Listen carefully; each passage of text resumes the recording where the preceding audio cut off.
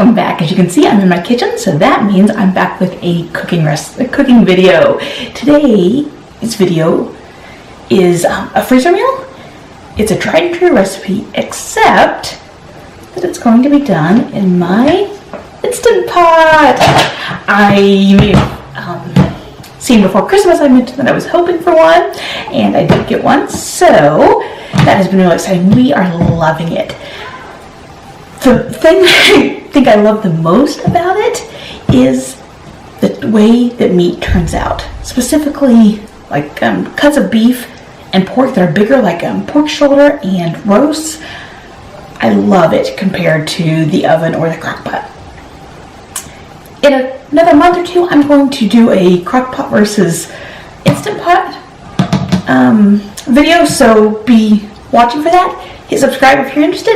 I just want to give it a little more time so I can get my thoughts wrapped around it. Anyway, today's recipe is beef tips and noodles. This came from Cooks Illustrated, and I'm combining it, so it's going to be a bit of an experiment. But if you're seeing this, the experiment worked, because otherwise I'm not going to put it up. And the original version was just a stovetop recipe. This is, I think I found this in like 2010 or so. It's been a long family favorite for us. And I'm going to merge that with another recipe that I found for the method of using it in the Instant Pot. So let me show you what I have done first, and then I will take you to the Instant Pot. Now, the original recipe is a quick stovetop version, and so the cut of meat it needs to be a really good cut that doesn't require tenderizing in order to taste good. So it calls for sirloin steak tips. Now, since I knew I was going to be using my Instant Pot and my commissary did not have any sirloin steak tips, I decided just to go with the chuck roast that I cut up. I've had great luck with chuck roast in the Instant Pot, so I might as well try it that way for this anyway. And really, my family prefers the meat to be shredded over the noodles versus cubes. When I have made this in the crock pot, I have used a chuck roast as well, so that part's not the experiment. And it needs to, in here goes soy sauce and sugar, and that will just kind of help it when you go to saute it to get a little coating on it.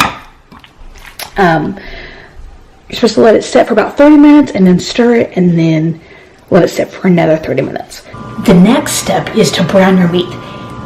If you don't want to take this step, don't worry about it. I have skipped it many times when I've made it in the crock pot, so it's up to you. But you're going to brown it in batches. You don't want to put all of it in here at once because it's going to steam rather than develop a good fond on it.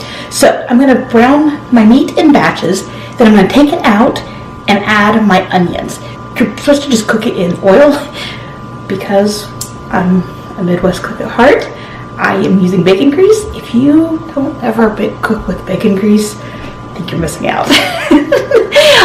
Especially with like certain veggies and with beef, we love it. We just keep it in the jar. So that's what I'm sauteing it in. I'm going to pop it down so you can see a little bit while I do that. The beef and the onions. After your oil and pan are heated, you're going to work in batches to brown the meat. Don't make my mistake of crowding the pan because you're not going to develop a good crust on them. And it's just going to take a few minutes per side, or per batch. I think about 4 minutes is what I did. Then you're going to heat up the pan and deglaze it with just a bit of the chicken broth. That's some great flavor down on the bottom in the brown bits, so you want to scrape it all up. And then you're going to add your onions. And you want to get them started, but you're not trying to cook them all the way. I did need to add a little bit more oil to my pan. Salt and pepper them as well. And I set my Instant Pot for 15 minutes. When the time was up, I let it naturally release a bit before doing a quick release. Then I added the garlic and my thyme and let it cook for a couple minutes. Added my cornstarch mixture. When I did the next, when meat was finished, I forgot my husband had the TV on, and so copyright issues.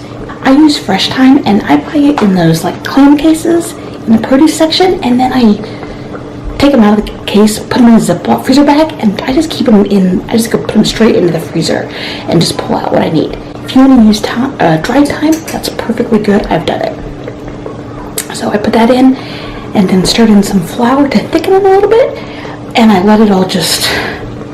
I put the lid back on it and let it rest in a keep warm mode. About 10 minutes. And then I pulled the meat out because I wanted to thicken the sauce, but I didn't want the meat to I didn't want it to get too tough or anything. So I pulled the meat out, and then I've just let the sauce keep going, and I've had it on saute, but I'm just going to turn it off now. Freezer directions. You have two choices for it. One, you can, actually I guess three, you can just cut up the meat and put the soy sauce and sugar, put it in a Ziploc bag, freezer Ziploc bag, and freeze it. You could do that part, then do the brown it, and then let it cool and pop it in. I've done both of those steps. The third way, which I've also done, is to go ahead and do it to this point, let it cool, and then pop it in. This way it's going to be a little more like eating leftovers, which some people say that's why they don't like doing freezer meals. So if you don't want to do, if that's an objection for you, just stop either after the browning step or after the beginning, because at least that way you have it partially done and that much further the next time. Then you can just take it out. Because it's already diced, it shouldn't add much time to the Instant Pot if you want to just take it straight from the freezer and put it in there. So that's it.